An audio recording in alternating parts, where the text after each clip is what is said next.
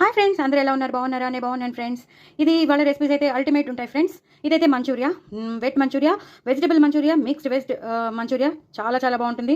So మీకు అందరికీ తెలుసు, మనం బయటకు వెళ్తాం, రెస్టారెంట్స్, హోటల్స్లో మనం ఆర్డర్ చేసుకుంటాం, తింటాం, చాలా ఎంజాయ్ చేస్తారు. పిల్లలకి ఇష్టం, పెద్దవాళ్ళకి ఇష్టం, చాలా మందికి ఇష్టం. ఒక రకంగా అదొక ఫేవరెట్ రెసిపీ అని అందరికీ తెలుసున్నదే. సో బయటకు వెళ్ళి, హోటల్కి వెళ్ళి, రెస్టారెంట్స్కి వెళ్ళి మనం డబ్బులు అన్నీ ఖర్చు పెట్టుకునే బదులు మనం ఇంట్లోనే ఎలా చేసుకోవచ్చో నేను చేసి చూపించేశాను. చాలా చాలా బాగా వచ్చాయి మంచూరియా అని మాత్రం మీకు చూస్తుంటేనే తెలిసిపోతుంది కదా. నేను క్యాప్సికమ్ వేసుకున్నాను, క్యాబేజ్ వేసుకున్నాను, కాలీఫ్లవర్ వేసుకున్నాను, ఉల్లిపాయలు వేసుకున్నాను.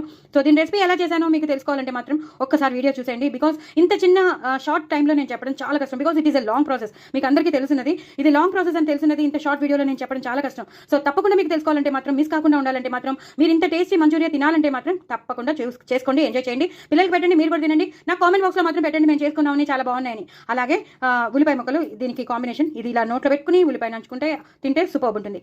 ఇది ఇంకేమిటంటారా, పప్పు, ముద్దపప్పు. ఎవరికి ఇష్టం ఉండదు ముద్దపప్పు? చాలా మందికి చాలా ఫేవరెట్.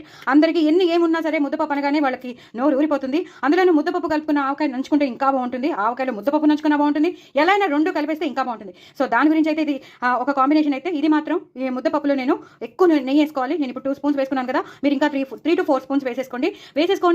ఈ ముద్దపప్పు మాత్రం రోస్టెడ్, అంటే కందిపప్పుని బాగా వేయించేసి, దోరగా వేయించేసి చేసిన ముద్దపప్పు. దీన్ని కూడా నేను షేర్ చేస్తాను, దీని రెసిపీ నేను మీకు షేర్ చేస్తాను, తప్పకుండా చేసుకోండి. బికాజ్ ఇందులో నేను పోపు వేశాను, అది ఇంపార్టెంట్. ఉడకబెట్టేటప్పుడు క్రష్డ్ వెల్లుల్లిపాయలు వేశాను, పోపులో కూడా వెల్లుల్లిపాయలు వేశాను, ఇంగు పోపు పెట్టుకున్నాను, కరివేపాకు, కొత్తిమీర ఎక్కువ వేసుకున్నాను. ఇలాగే మీరు చక్కగా చేసేసుకోండి. ముద్దపప్పు మాత్రం ఎంతో టేస్టీగా ఉంటుంది. మామూలుగా రొటీన్గా చేసుకునే ముద్దపప్పు జస్ట్ మనం ఉడకబెట్టేస్తాం, జస్ట్ ఉప్పును మనం పసుపు వేసేసి కలిపేసుకుంటాం, లేదా కొంచెం చిన్న ఆల్టరేషన్స్ చేసుకుంటాం. ఇది అలా కాదు, చక్కగా ఎక్కువ నెయ్యి వేసుకుని తింటే మాత్రం చాలా చాలా బాగుంటుంది. ఇది పోపు మాత్రం, దీని తడకాయ ఇంపార్టెంట్. వెల్లుల్లిపాయ పోపు, ఎండుమిరపకాయలు అన్నీ వేస్ట్ చేసినది, ఇంగువ పప్పు అదిరిపోతుంది. ముద్దపప్పు ఎంత తింటున్నామో మనకే తెలియదు. పిల్లలైతే అలా లైన్గా ఒక ముద్ద తర్వాత ఒక ముద్ద తినేస్తారు. పిల్లలే కాదు, పెద్దవాళ్ళు కూడా మళ్ళీ ఈ ముద్దపప్పే చేయమని అడుగుతారు. రేపు మళ్ళీ ఇదే రెసిపీ కావాలంటారు. ఇంట్లో మాత్రం ముద్దపప్పు మిగలదు, అయిపోతుంది. మీరు మళ్ళీ ఇంకో రెసిపీ చేసుకోవాల్సిందే.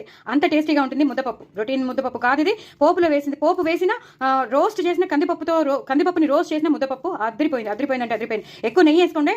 ఒక స్పూను 2 స్పూన్లు కాదు, ఎక్కువ నెయ్యి వేసుకుని చక్కగా వడియాలు ఏమైనా ఉంటే వడియాలు నంచుకుని తినండి. ఇప్పుడైతే నేను వడియాలు నంచుకోవట్లేదు, బికాజ్ ఇవన్నీ ఉన్నాయి కదా అని. సో తప్పకుండా నా ఛానల్ మాత్రం సబ్స్క్రైబ్ చేసుకోండి, అస్సలు మర్చిపోద్దు. ఇంకా డార్క్గా కలుపుకోవాలంటే ఇంకా డార్క్గా ఇలా కలుపుకొని పెట్టేసుకోండి. కరివేపాకు వేసుకోండి, కొత్తిమీర వేసుకోండి. నా కామెంట్ బాక్స్లో పెట్టండి. అలాగే నలుగురికి షేర్ చేయండి, ప్రమోట్ చేయండి. నాకు వ్యూస్ పెంచండి, సబ్స్క్రైబర్స్ని పెంచండి. ఇంత పెద్ద ముద్దలు పెట్టుకోండి. చాలా చాలా టేస్టీగా ఉంటుంది. చాలా అంటే చాలా టేస్టీగా ఉంటుంది. ఒకసారి ట్రై చేస్తేనే కదా తెలిసేది, ఒకసారి చేసుకుంటేనే కదా తెలిసేది. తప్పకుండా చేసుకోండి, ఎంజాయ్ చేయండి. తప్పకుండా నా ఛానల్ మాత్రం సబ్స్క్రైబ్ చేసుకోండి, అసలు మర్చిపోద్దు. బాయ్ అండి.